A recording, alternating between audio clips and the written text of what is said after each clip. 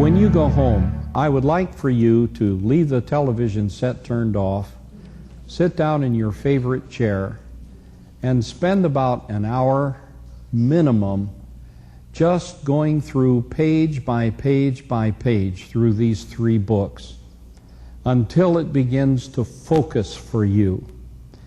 And then you can put them aside and just go through the daily growth guides beginning on Monday in building bridges, and then commit yourself to a specific time of the day, 5 days a week, as you did in the arrival kit, to just consistently go through the materials. You will be given instructions about what to do each week in preparing yourself for cultivating type B unbelievers and so forth. Then I would like to ask that your team have a special get-together each week. The best time to do it is either a half hour before your cell meeting or immediately at the close of the cell meeting. But bond that special time into the next 6 months of your lives. Now, I understand some of you are a team of 3, but you're from different cells. In that case, will you arrange to get together either before or after a worship service or at any other time that suits you? But it is really important that you have a bonding between the 3 of you as you meet to talk and pray and strategize. And the second thing is this: you're doing something you've never experienced, and you're doing it with a staff of church leaders, your pastor and others, who are also inexperienced. And this way of starting up without an expert who has been there before you is particularly challenging. And so if you hit a snag, before you get discouraged, and before you say, well, I don't know whether we can do this or not, you get hold of your senior pastor or whoever he asks you to work with and realize it will work. If the way I'm telling you is not exactly the best way to go, you will find the way. And please recognize that you are going to be attacked by Satan with doubt, discouragement, disbelief, and everything else he can think to throw at you. You are stepping into a battleground, and if you do not understand it as a battleground, you will not be prepared for the warfare you're going to face. And as a result of that, you can be vulnerable to Satan. What Satan tries to do is put you under him.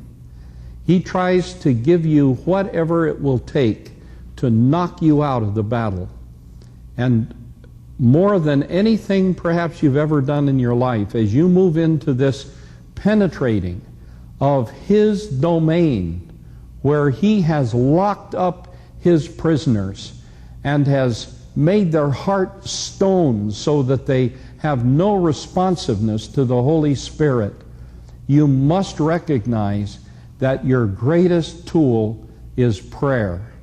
Prayer for yourself, prayer for those you're seeking to work with, and every single time a negative thought pops into your mind, stop and say to yourself, did that thought come from the Father in heaven? Did that discouragement, did that negative comment come from the Holy Spirit? If not, what is the source? The source is Satan. And who is this one who is planting this seed in my mind? He is the father of all lies. So you tell him to get out, to go away. I want to tell you, in the time that I spent in Singapore, as we developed the year of equipping and as it unfolded, Each time we introduced a new piece, like the arrival kit, we were aware of demonic, satanic discouragement being thrown at us.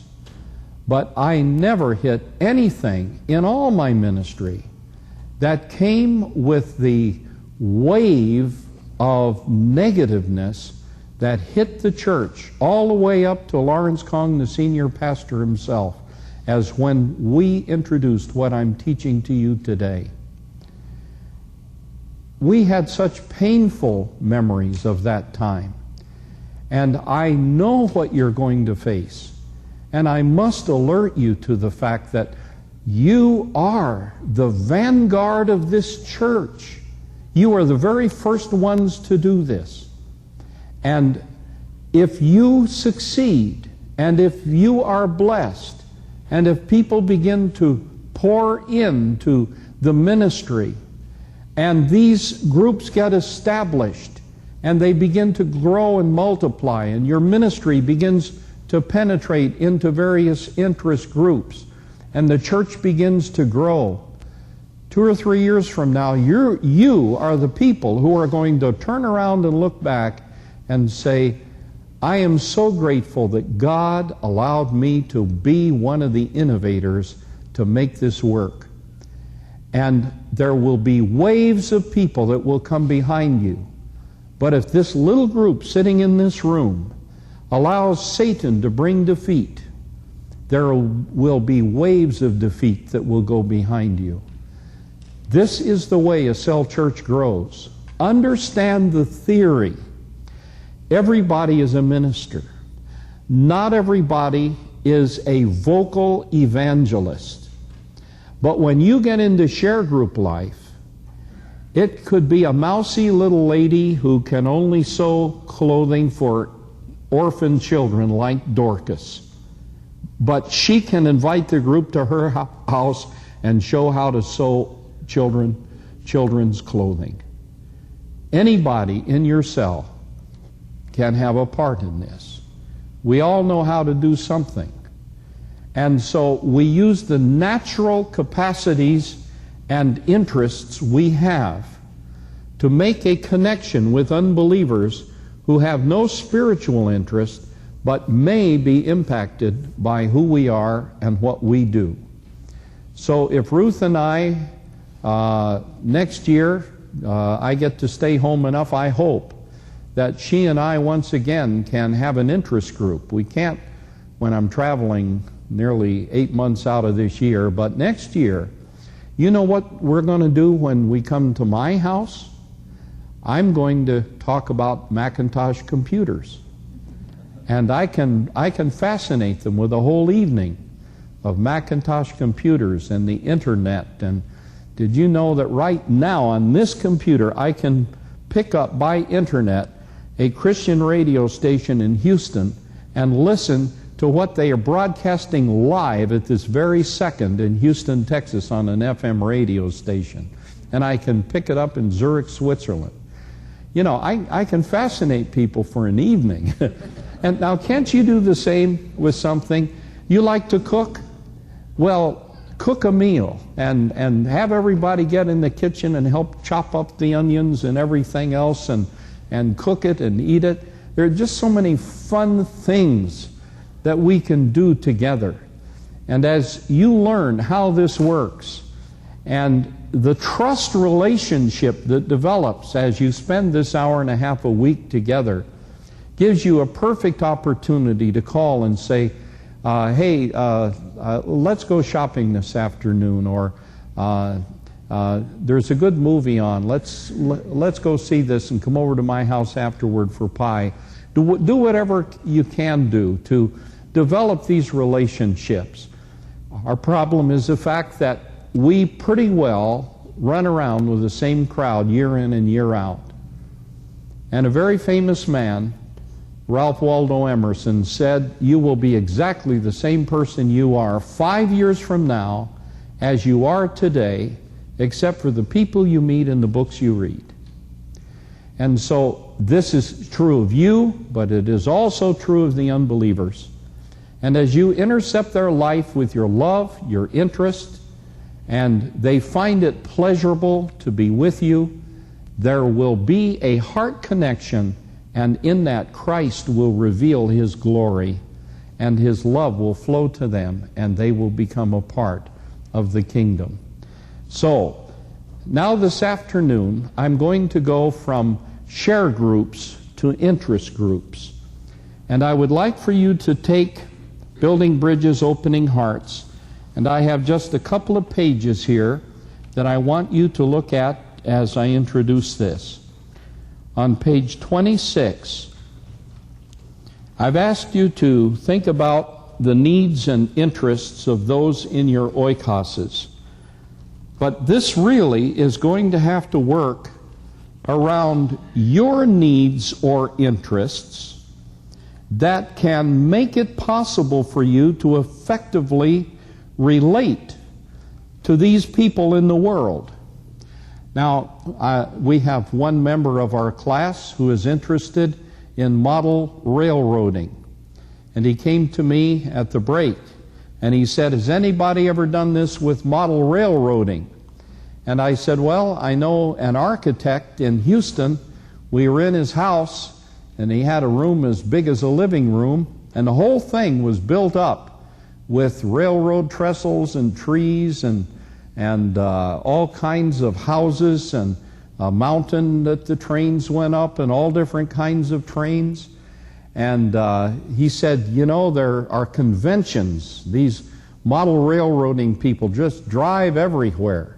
That's a little sub-world of people that need to be won for Christ. And what about those who play chess? They're another sub-world. And the ladies from overseas who don't know how to read English are a sub-world. And Cal Thomas, that you sometimes see on television now, was my partner in Houston. And we had an interest group that met Friday mornings in Cal's lovely home, and his wife cooked gourmet breakfasts. She had all kinds of amazing things with eggs that I never knew existed. And her breakfasts were world famous. And Cal at the time was working on a television channel, an NBC channel in Houston, and he was a feature writer for this TV station. So he was constantly nosing into areas he was featuring: a mayor, an attorney, a judge, a criminal. And everywhere he went, he met people that he would invite to come to his Friday morning breakfast. And Cal and I would be there. We had the district attorney 2 or 3 times. We had all kinds of political and wealthy people. We had criminals come out of prison that he invited to come. And we just had the most tremendous time of reaching men through that ministry. And as you develop this, I trust that someone in the church office will keep some sort of a journal of what happens as you begin to make these contacts and as conversions begin to come in. And Pastor is already very sensitive, I know. He has shared with me about asking people to come to the platform on Sunday and sharing their story. Now, I want to tell you what I did when we first launched this at West Memorial in Houston. I spoke to the people and I said, look, God is going to call you into a specific ministry to a particular group. And when you hear the call of God, you let me know, and I want you to come to the platform and I want you to tell the rest of the members what God is calling you to do. And so Ann Graves came and she said, you know, these Japanese ladies need to learn English. And I said, Ann, you come to the platform.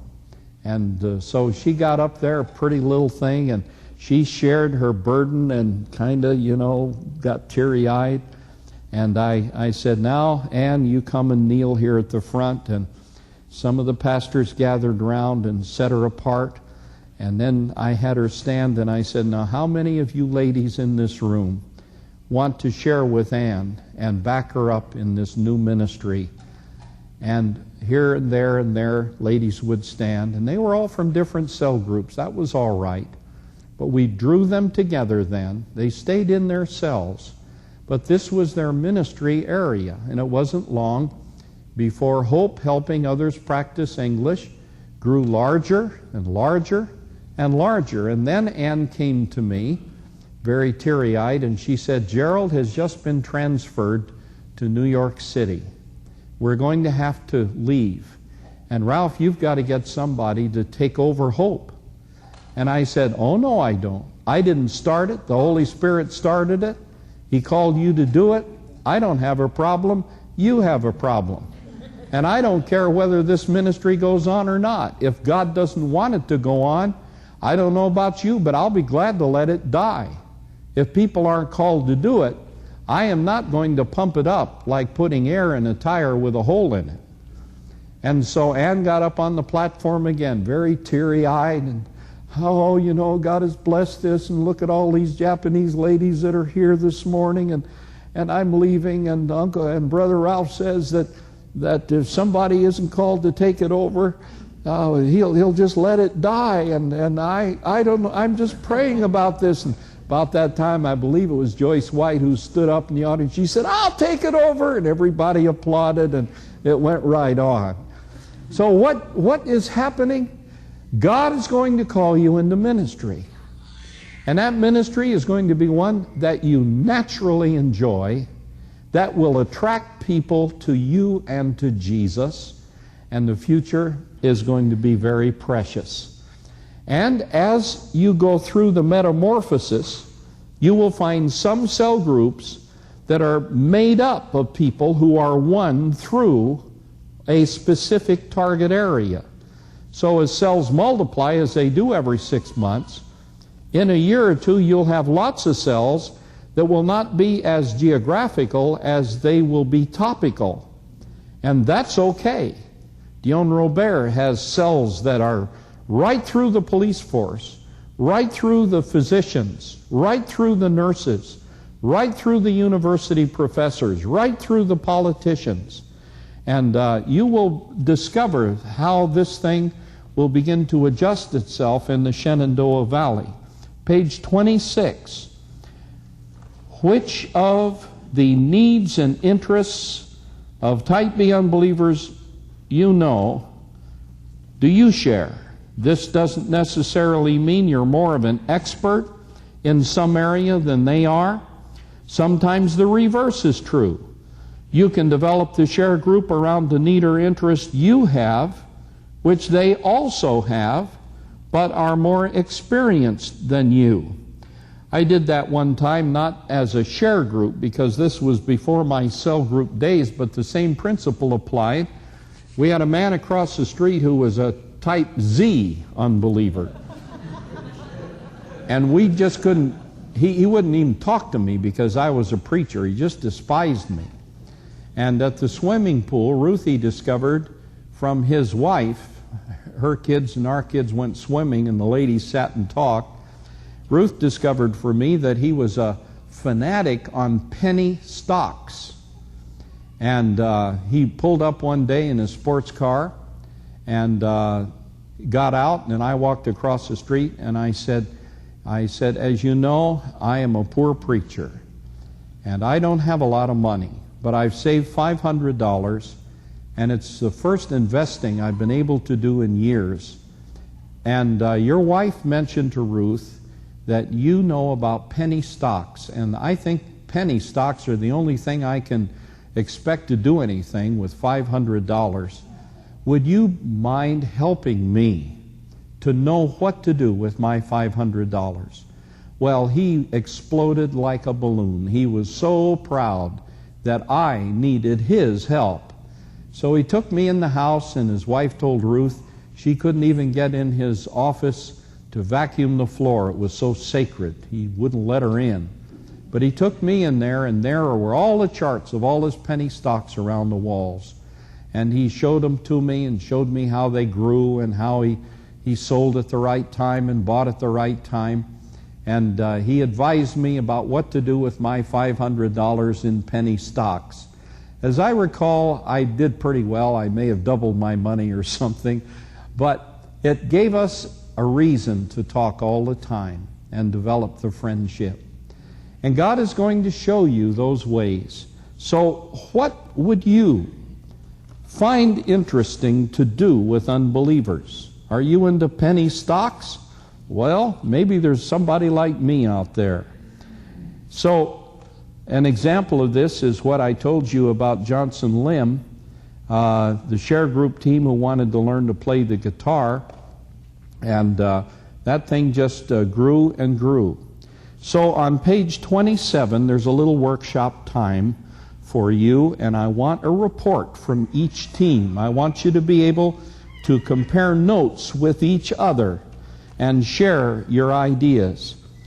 As a team, list one or two interests which you might have in common, or needs that you have in common.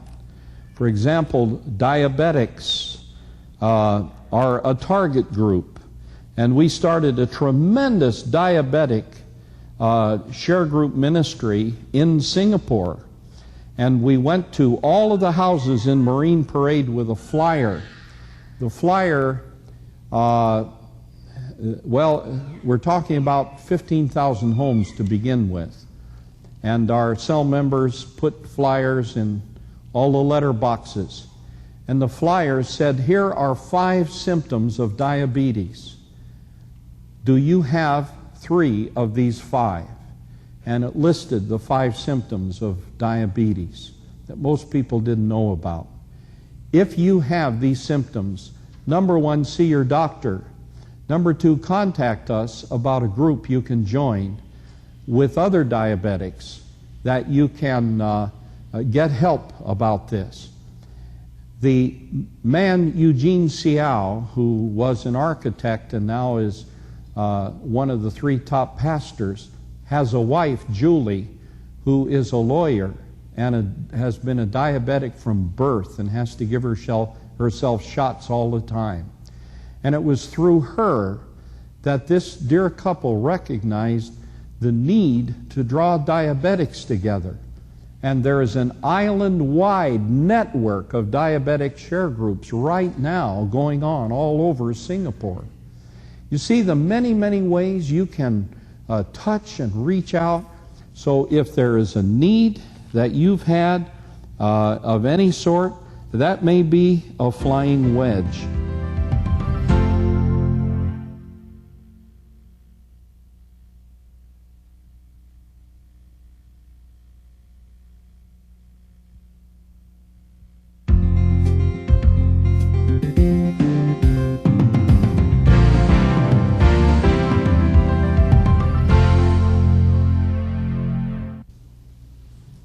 You have come out, as you have come out of your small group activity, with dozens of potential contact points with unbelievers.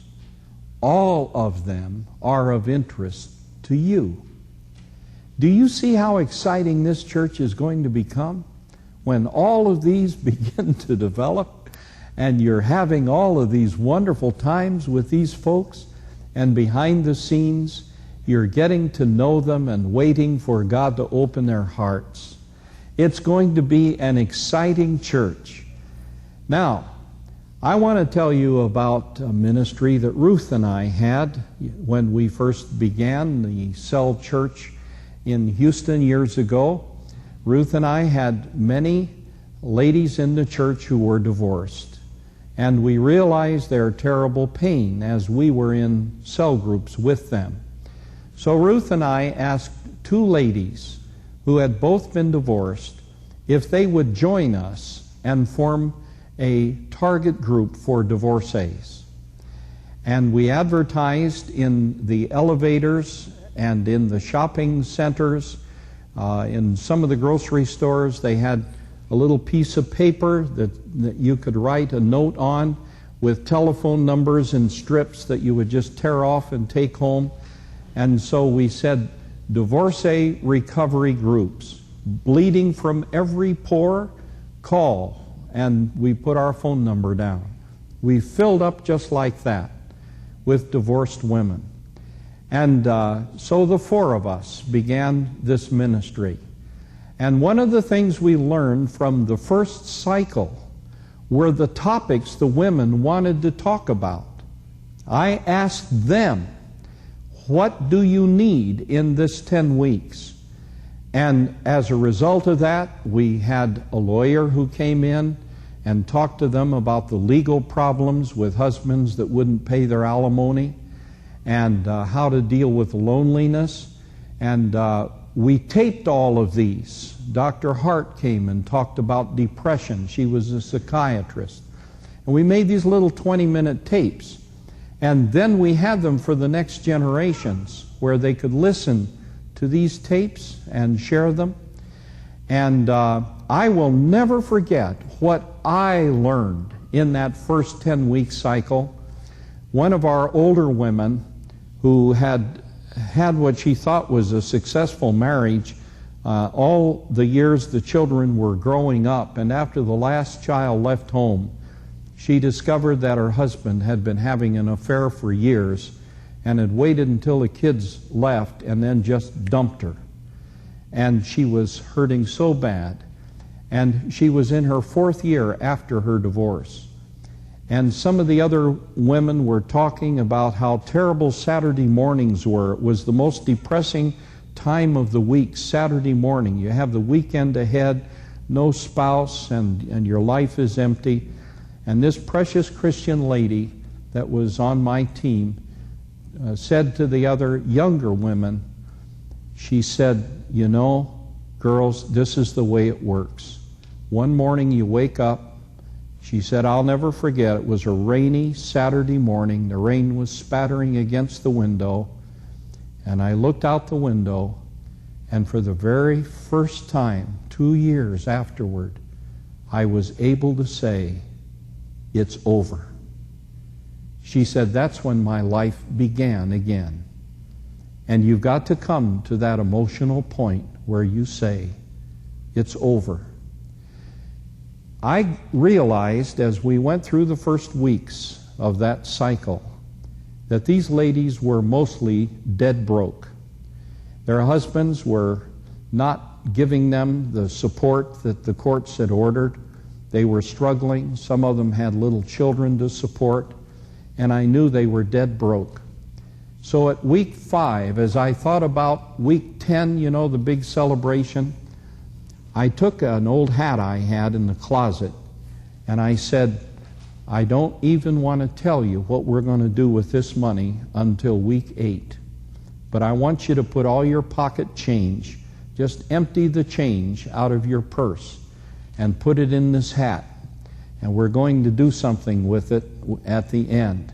So they would put 50 cents or 75 cents, and I'd take a $20 bill and throw it in there. And at the end of the time, we got to week 9, the end of week 9, I collected it, I counted it all out, and I said, all right, we have enough money here for the whole bunch of us to go to a high-class restaurant for a steak dinner. And that will be our celebration. They were so excited. You know, they couldn't afford to go to a nice restaurant. And so they picked the San Francisco Steakhouse. So Ruth and I, and these 2 ladies with us, took these divorcees. We had a reserved table. I was the only man at the table. And when the waitress came, these girls said, we are all his concubines. And they just teased the fire out of me. We had such a wonderful, wonderful time.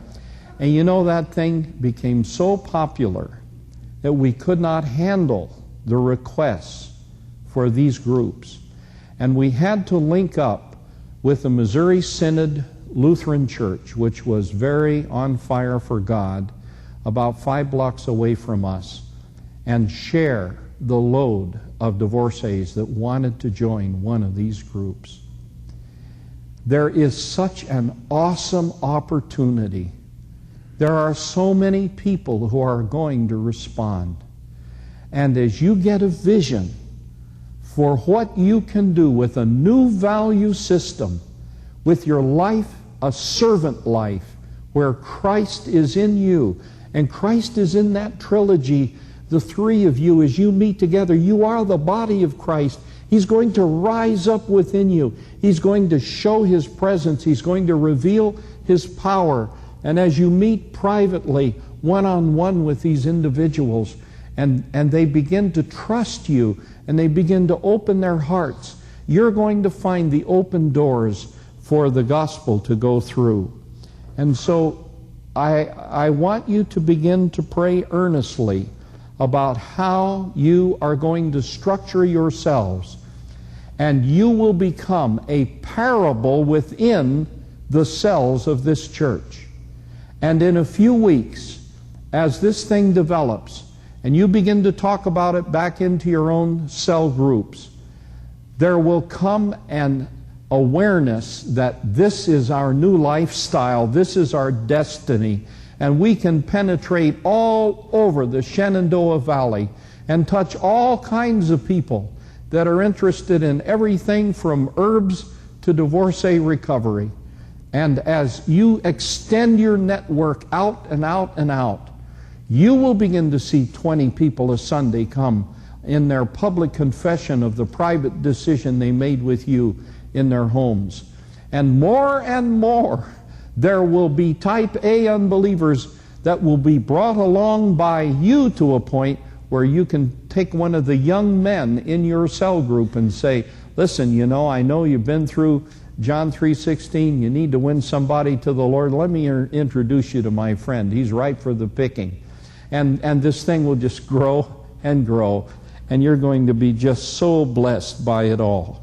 So this, interest groups, is a strategy for penetrating areas where you have no contacts.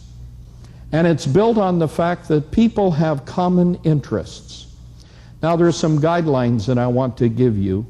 Remember, the interest group, like the share group, weekly for 10 weeks, 1.5 hours, any convenient day or time. You can rotate the venues between the houses of the individuals. It's good to do that for you because that's the way you get to meet the oikos contacts. If they come to your house every time, you miss all of that. So rotate the venues. You know what venue is? That's not an American word. Location. Rotate the locations. The size, 9 people. Keep a ratio of 2 to 1 so you have time to cultivate. And rotate the presiders wherever possible so it isn't just the 3 Christians controlling everything. Now, unlike the share group, in the interest group, there's one topic that will attract certain people to meet together. Examples: helping others practice English, the air conditioning repair, for the love of children, the ministry to the parents of retarded children, the divorcee care group, ministry to women with breast cancer. Billy Pryor had both her breasts removed. And when we began this ministry, she came to me and she said, I know what these women are going through. And so she gave a witness, and there were several women who said, we will join and make a team. They contacted the largest cancer hospital in all of Texas, and they said, we want the names of women in Houston who are coming in for treatment. And so the hospital signed them up as volunteers, and these ladies would drive to a home, pick up a lady, and take her down to the medical center and stay with her while she had her treatment. And many times they would come out very sick. They would drive them home, cook supper for the family, do the washing sometimes. And it wasn't long before we had converts sitting in rows as a result of Billy Pryor's ministry. It was just so precious. And then diabetics I've mentioned, tennis, business management, cooking, tennis, guitar playing, computers, interior decorating. Some interest groups focus on crisis situations, the loss of a loved one, a special group for widows, a group for those who have lost children in accidents, and of course for rape victims. There are just endless possibilities. Divorce, death, drugs, etc. Now the team must be aware of this. You cannot focus only on the crippled of the society. If you do, you will develop a hospital instead of a church. And that's very dangerous. I had a youth director, college age, who himself turned out painfully to be a homosexual. And right now, he's dying of AIDS. But this was back in 1971 or 2.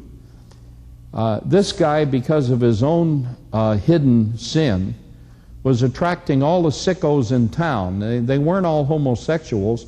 They were just single people who were all messed up emotionally. And he collected 110 of them.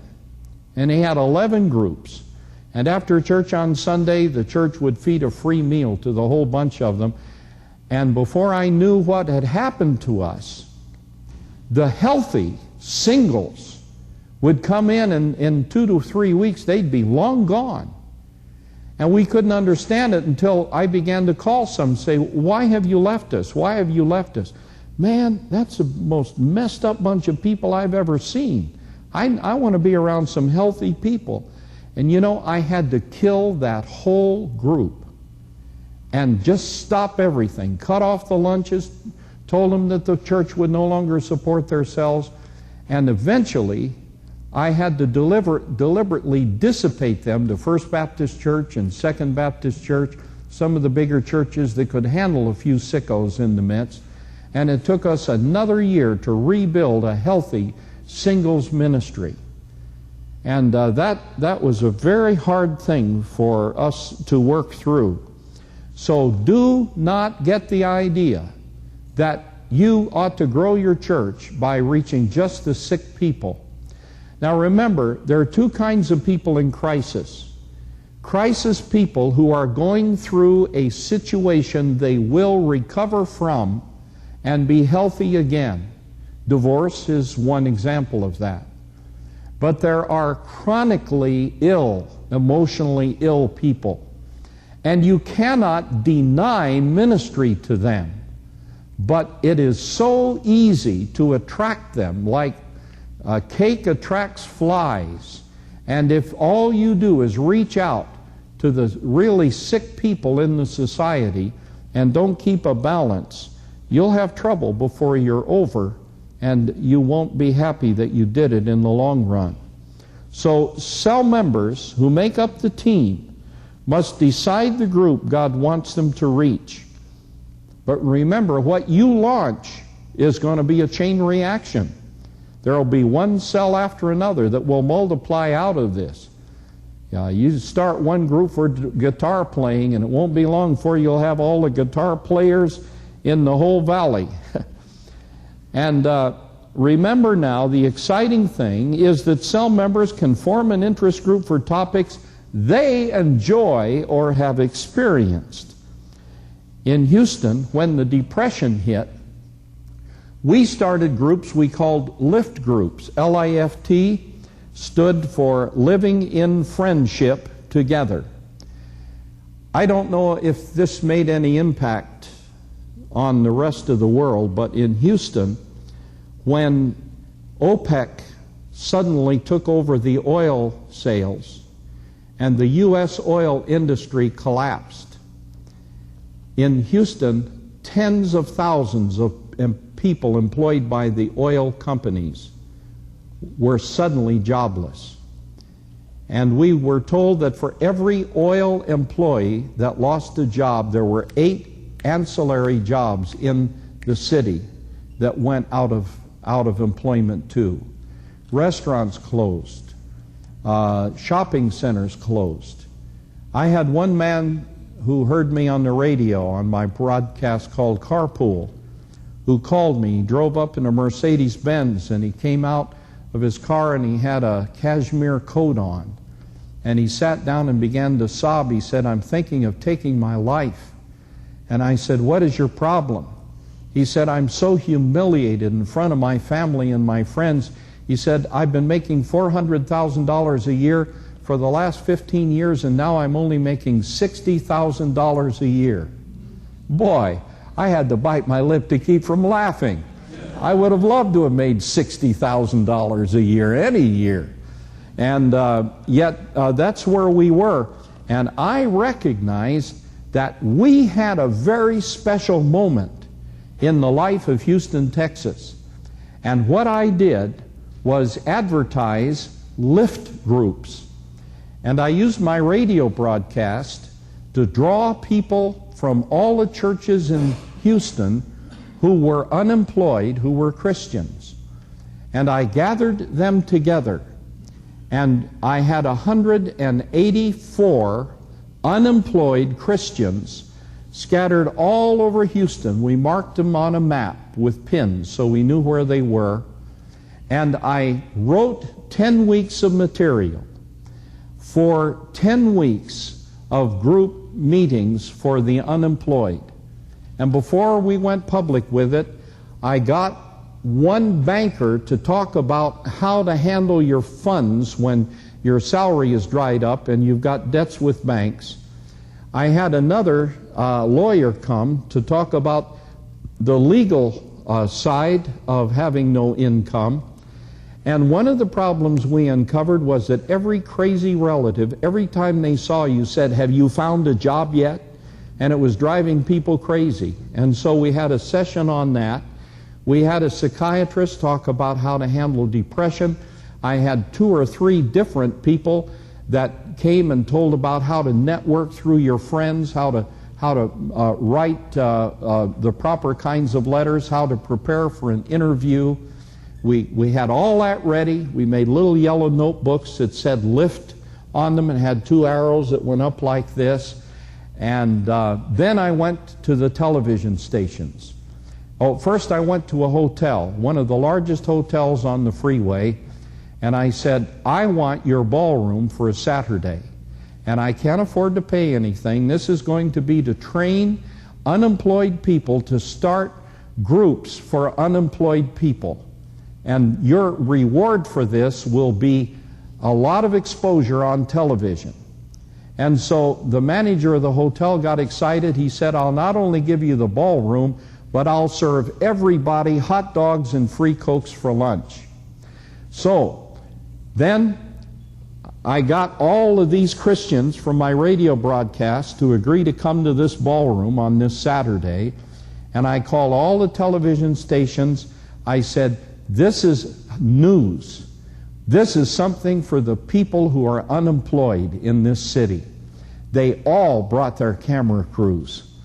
And there I was up on the platform, and I had these people down here and the yellow notebooks, and we talked about what we were going to do, and they did a personal interview to go with what they shot on the platform. And I said, "We're going to start these lift groups all over the city, and if anybody is interested, they can call 497-2420. We were on the 6 o'clock news, the 10 o'clock news, and we had over 1,000 people call in and sign up within 3 months of time. And they were all over the place. And these dear Christians were so excited. And then a strange thing happened I did not expect. Immediately, we began to get telephone calls. "I have a job for someone with this skill. I can use them." So I had one room in the touch office that we devoted to this. On one wall, we had a map showing where all of the lift groups were, and on the opposite wall, we had 3x5 cards with all of the employment opportunities. And God gave me the vice president of one of the oil companies who was temporarily out of work. He came in and managed the whole thing for me, and all I did was sit back and I'd walk in from my office into the room. Boy, that's great. And they were finding jobs for these people, and they were winning them to Christ, and the groups were all over. And it went on for about, I guess 7 months before we finally shut it down. So be creative. Look at what's happening in your society. If there's some kind of a financial crisis, that's good. You got out of work people. They've got a lot of time. You can do a lot of things with them.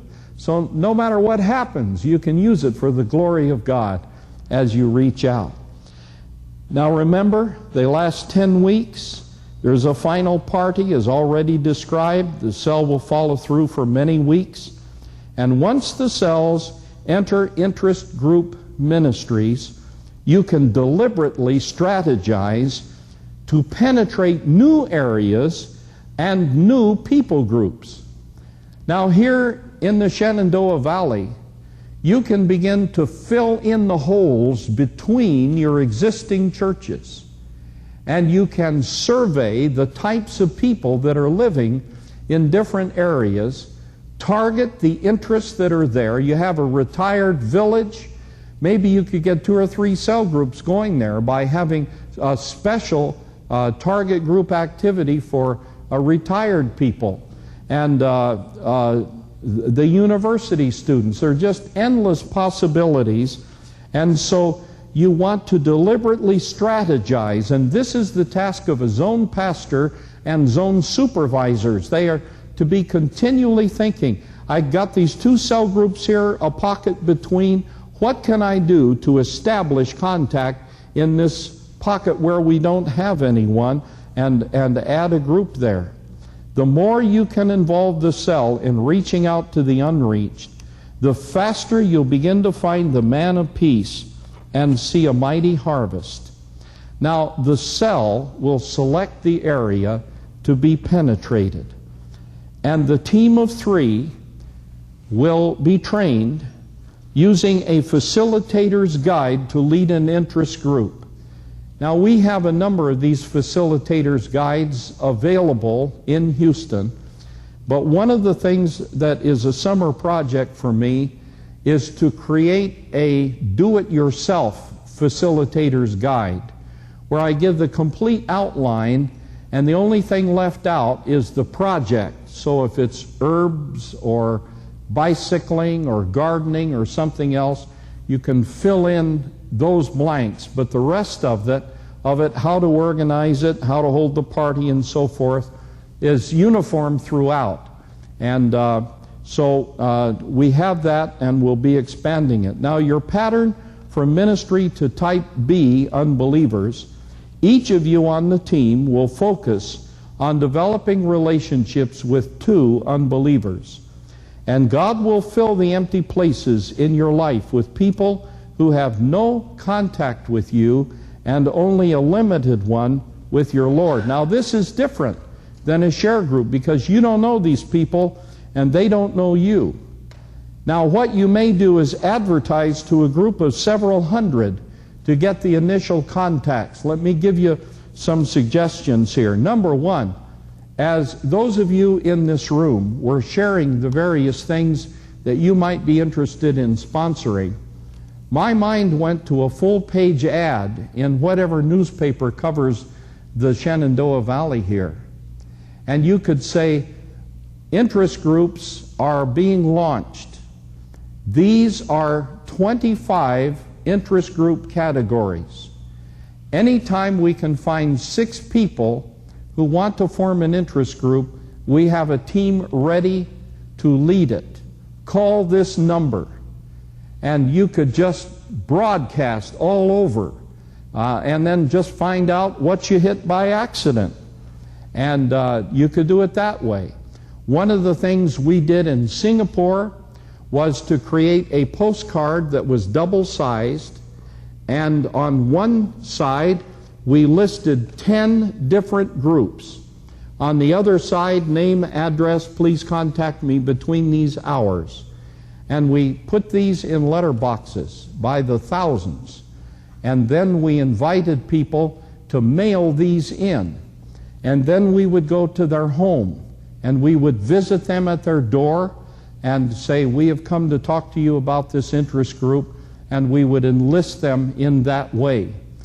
One of the sad things that happened in Singapore back in the 70s when I did this there, we started a group for lonely people.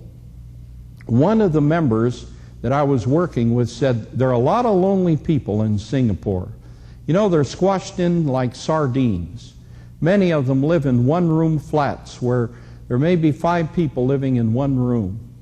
And so we immediately discovered it was our most popular advertised group, lonely people.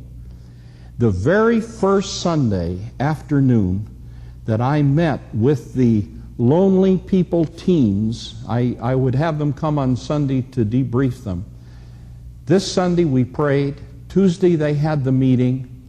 They met with the lonely people. One of the people who came on Wednesday night took the elevator to the top of the building and took off her shoes. In China culture, you never take your shoes into the house. You leave them at the front door. She removed her shoes at the end of the building and jumped to her death. And when that team came back the next Sunday, they were so crushed. They said, we didn't get there in time and we lost her. And so lonely people may be one of the things that you want to try here. But remember, you're looking for a needle in a haystack. How many hundred people will you have to make contact with to find 6 interested in bicycling or in herb cooking or something of the sort? So what you can do is bunch up, work together through your church staff, and try different ways of advertising. Now, to reach our Japanese women, it was very simple. 3x5 cards thumbtacked to the shelving of a grocery store selling Japanese food. You know, boom, we just hit them. And divorcees, where are they living? Where are the apartments where they're living? Go to that apartment house, get permission to put a notice on the bulletin board. So sometimes you target directly, sometimes you broadcast broadly, but after you get it started, it's word of mouth. And the way you advertise, it will be adjusted to the people you want to target. And you can use printed publicity, you can do it geographically, you can do so many different things. One way you can work is to take a survey. In chapter 23 of my book, I have a sample survey card that we have used in connection with developing these groups, where you go from door to door and say, what are the hobbies and interests of the people in this family? And so that's available. So the team of 3 will begin the interest group when they've located 6 unbelievers. Now, before I move on to talk to you about the different simple stages, I want to give you about 4 minutes to process what I've been saying to you. Dream some more. Dream again. How would you go about this? In your mind, begin to envision how you're going to get started and how you might draw these people together, and what materials do you already know about that you might be able to refer to help you with what you would do during the 10 sessions. I'll give you about 3 or 4 minutes and then we'll begin again.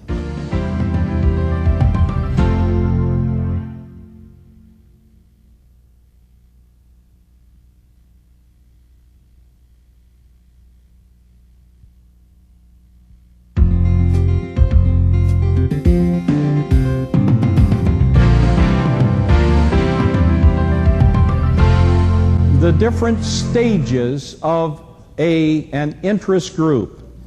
First of all, you will be in the pre-contact stage, and that's where you are this afternoon. The interest group topic must be selected by you. That starts the whole thing off. And then you need to set a schedule. Now, it may be that 3 to 5 weeks from now, you can be ready to launch. It depends on how much preparation you want to make for the 10 weeks, and it depends upon how easily you think you can make contact with people.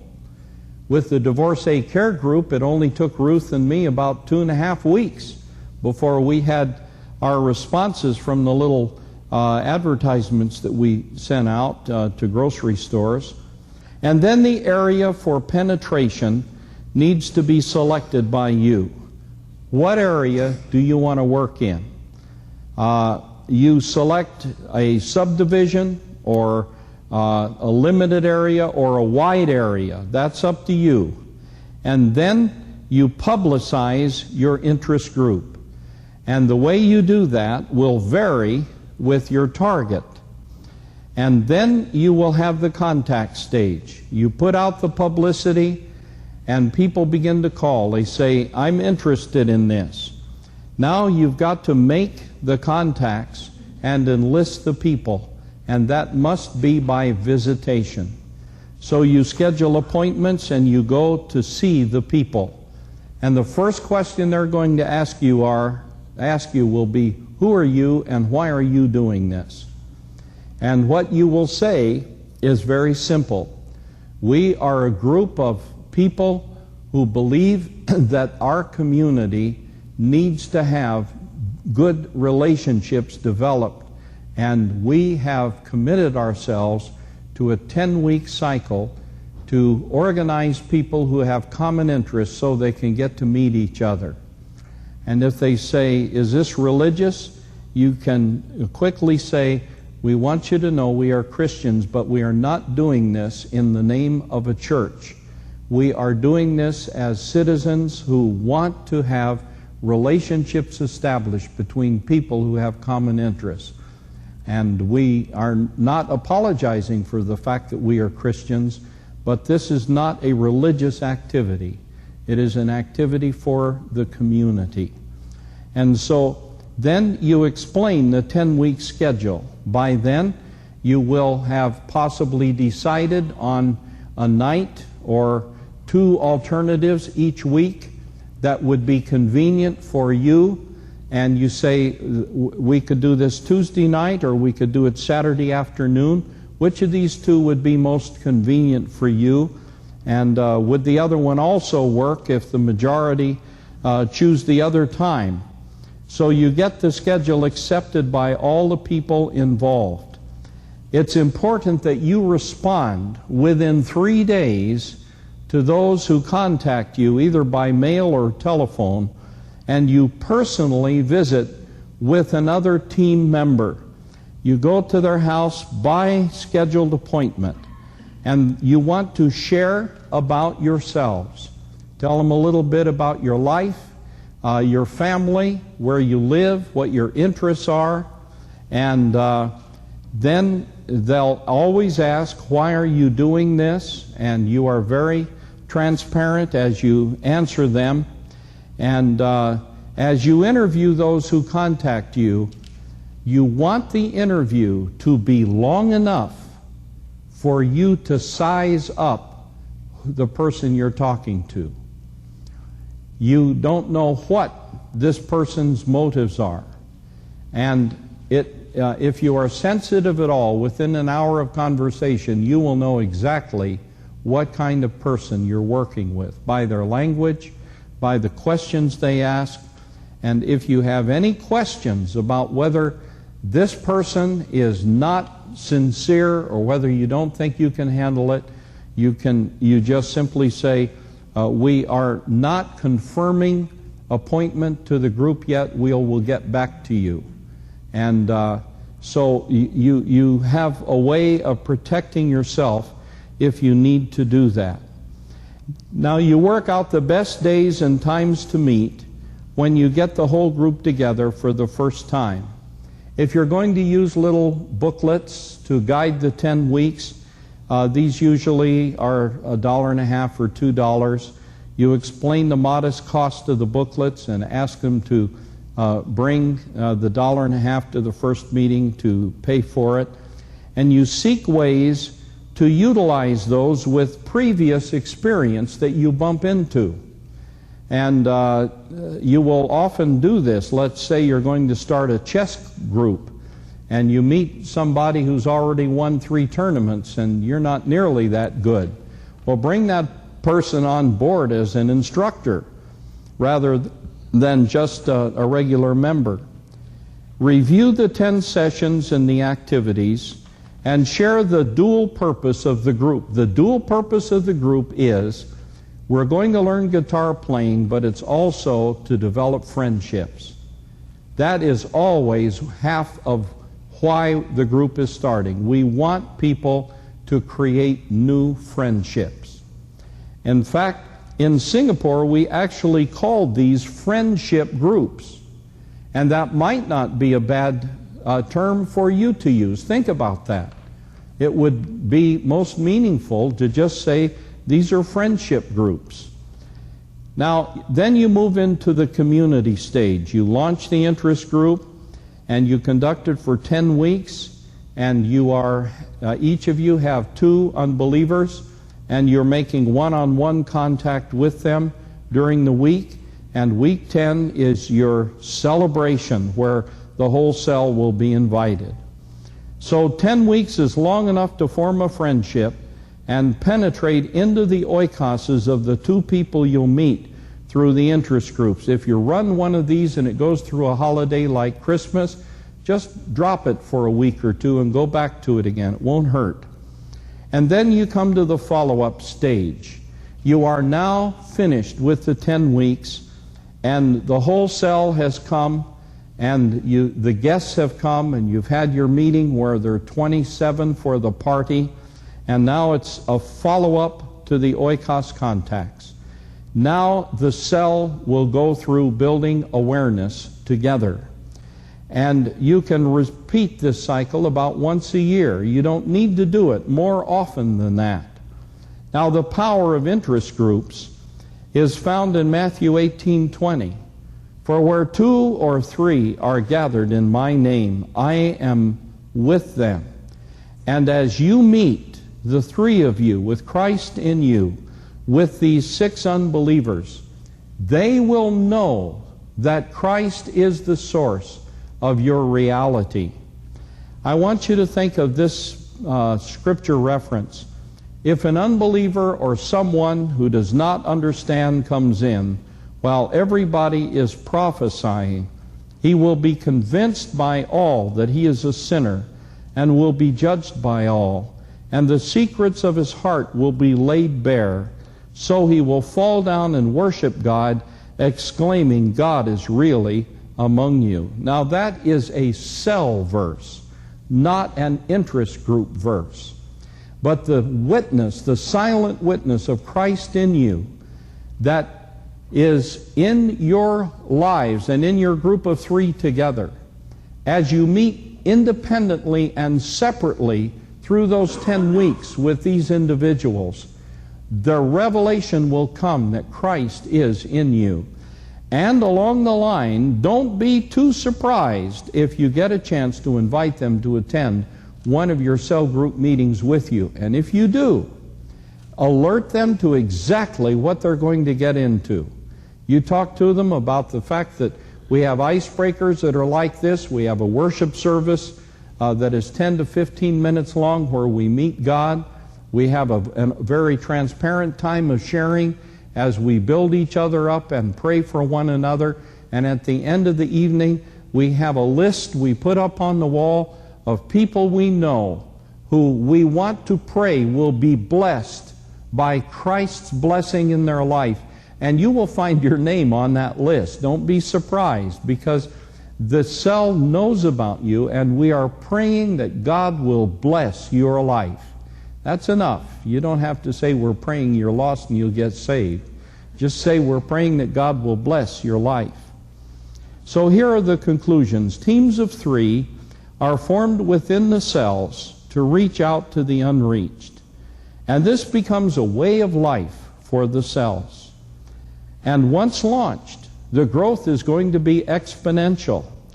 And the longer it goes, people will hear about it, and it will become easier and easier to reach out. Now here's some things to consider. People don't cross natural boundaries easily. Don't try to put together taxi drivers and lawyers. They aren't going to have a lot in common. You'll want to reach out to people who are like you, for the most part. Same age, same sex, interests, problems, language, so forth. As you select the topic for your interest group, it should be one that you will find enjoyable. And it's not necessary for you to already be an expert in the subject. You can just as readily be a learner with the rest of the group members. The topic should be broad enough to reach more than just a few people.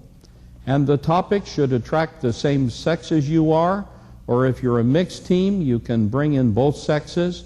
In that case, the pairing up should be men with men, women with women, as you decide on ministry contacts. All the people you meet will be D, I, S, or C personalities. It's good for you today to get a feel, if you don't know, what type of person you are, because that will influence how you function in the cell. So let's just take a quick look at these 4 different personality characteristics. A high D is an individual who initiates action, takes charge, moves out to reach a goal, draws upon contacts to develop projects. You can tell by the way people speak, by the way they communicate, whether they are a D, I, S, or C. For example, I am a high D. I get on the telephone and I say, hello, 3 o'clock, sounds good, see you then, goodbye. But not my wife. She's a high I. Now Ruth runs 2 cell groups sometimes. Every week, 2 cell groups. She just loves people. And we've got 2 lines in the house, and most of the time I find it hard to get on the second line because she's on it. And it's, hello, how are you? And how is the dog? And how is the cat? And how are the children? And how is your grass doing? And how are your pansies doing? And, oh yes, 3 o'clock, yes. What are you going to wear? Oh yes. You know, on and on and on and on and on. She's a high I. God bless high I's. I'm not one. But I can't lead 2 groups either. And she is the most loving lady. So a high I is a person who will just love to visit with people and be talkative. And as you begin to work with these unbelievers, you will find them falling into one of these 4 categories as their primary personality. The high S ensures follow-through, offers support, excellent in carrying the day-to-day administration of the project. And Ruth has a lot of high S in her, which keeps me out of trouble, because as a D, this is not my strong suit. And then there is the high C. This is the person who has all the pencils sharpened and lined up in the desk drawer according to their length. And the top of the desk is perfectly clean. And every rule must be followed, every I must be exactly dotted, every T must be crossed exactly. And this person offers design and technical skills excellent for quality control, sees forgotten details in the strategy plans, and is the perfect person to keep the records and turn them in. Don't ask the high D to do that. They'll never get the records in. But you work together. And so as you get into one of these target groups, you watch for the D's, I's, S's, and C's, and let them focus in the areas that they will be most effective in. So there's a major decision for your team to make at this time. What kind of interest group will you sponsor? Choose an interest group based on a common interest, need, or problem, a group you will enjoy. Now share what you're thinking with your team members. You've already done this once. I just want you to reaffirm it. I'm going to give you about 60 seconds this time. Are you narrowing down? Are you thinking? You may want to discuss about how you're going to advertise this time around. How will you get the word out? Share your thoughts on this, if you will, please. I'll be back in 1 minute.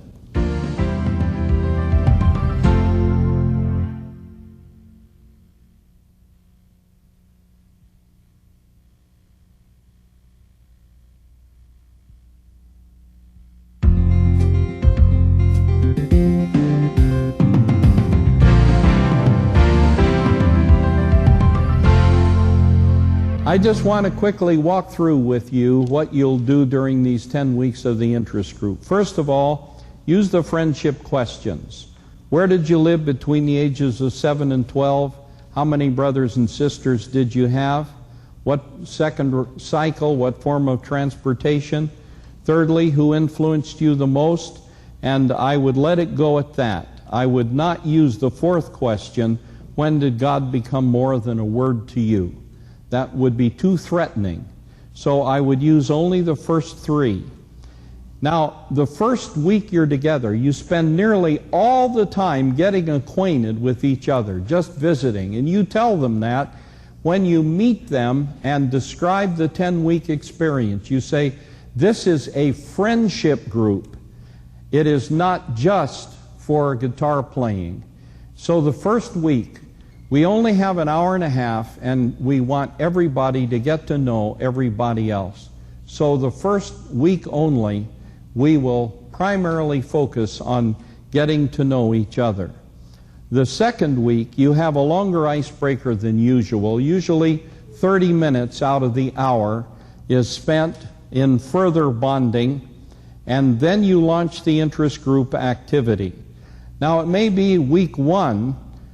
You will say, as you're getting this organized thing, you'll say, okay, we're going to have these topics, and what address can we go to week by week, and date, time. There are a lot of these things that you want to work through.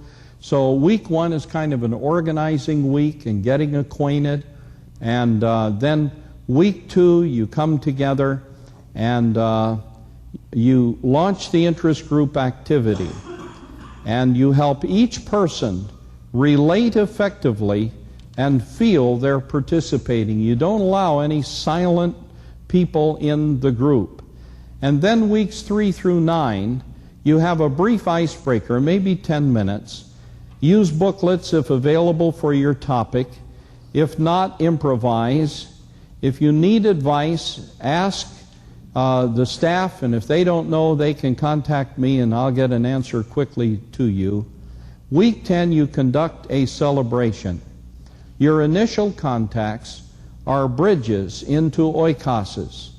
So through this contact with these two people, you can look for those in their oikoses who can be called the man of peace.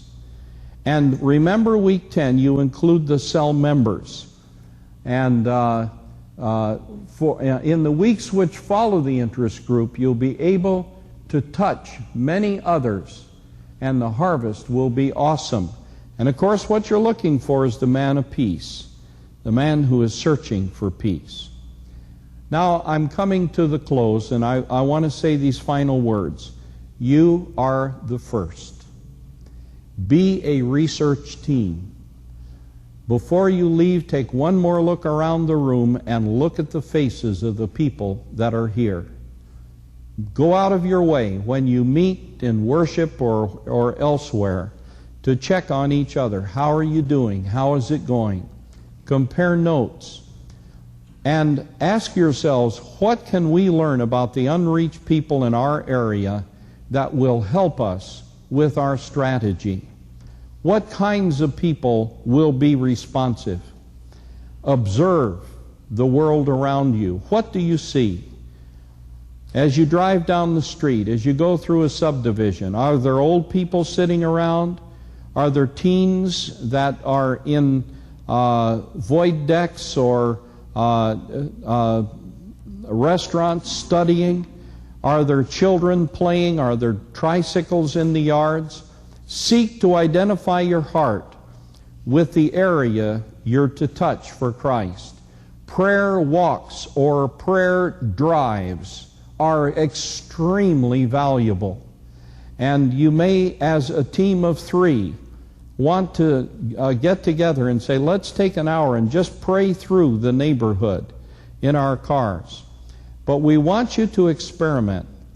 We have no data yet in the Shenandoah Valley to show us what's going to happen as we flood letterboxes with flyers or advertise in the paper or put cards on grocery store shelves. You must understand that we're now testing this part of the strategy. How will we create the interest group strategy for our specific area? We're in a learning curve. We'll know much more 6 weeks from now.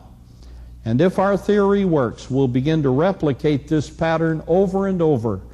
And it's so wonderful that in the next cycle, those who follow you into this class will be able, for some of you, to be invited to come back and give your personal experiences to them about what happened when you did it for the first time.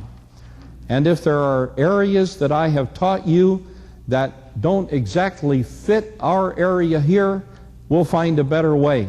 But we must follow the basic principles that put us into contact with unbelievers that are type B. There may be another way as well as this way. Who will discover it? Let me give you an example of that. In Singapore, I had one idea about how people reacted to each other when they lived under one roof, 21 stories above the ground. These people are packed in like sardines.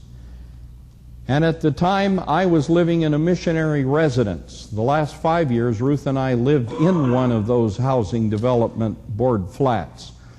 But at the time I first launched this in Singapore, I didn't know how people lived in these housing board flats.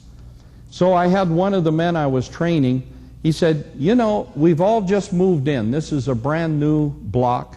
All these people have moved in. I'm going to put a card in every letterbox and say, Tuesday night, come up to my flat, let's get acquainted. I'm your neighbor. And my heart said to me, that's not going to work. He's going to be disappointed. So I drove over there, and I sat down with him in the living room before it was time for the people to come. And I said, you know, we've never done anything like this before.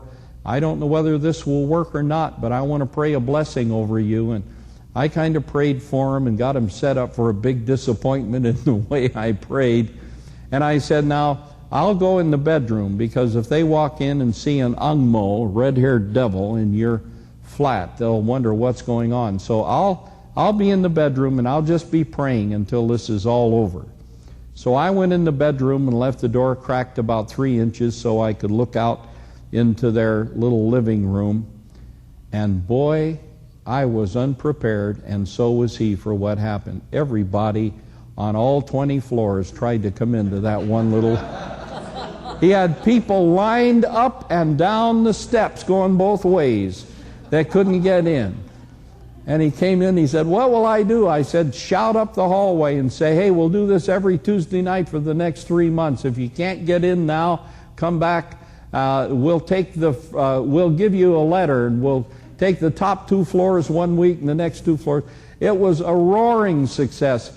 And I sat there on the floor with my ear to the door, and these people were paying tributes to my friend who was so hospitable as to invite them all in.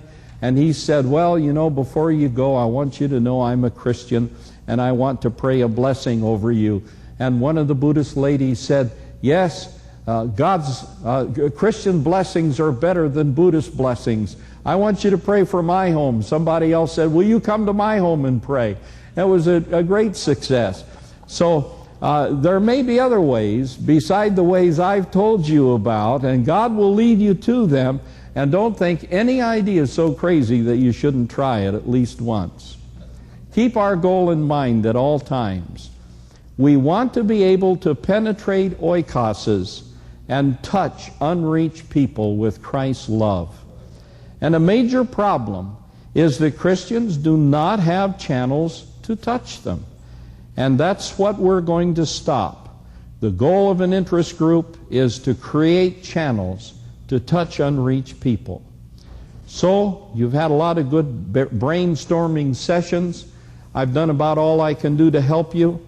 And now you yourself must experience both types of team evangelism strategies, and then you'll be able to use them for your cell church harvest events. Remember, you did not get there first. The Holy Spirit is out there right now. The fields are white to harvest. They're just waiting for you to come. So that's the beginning end.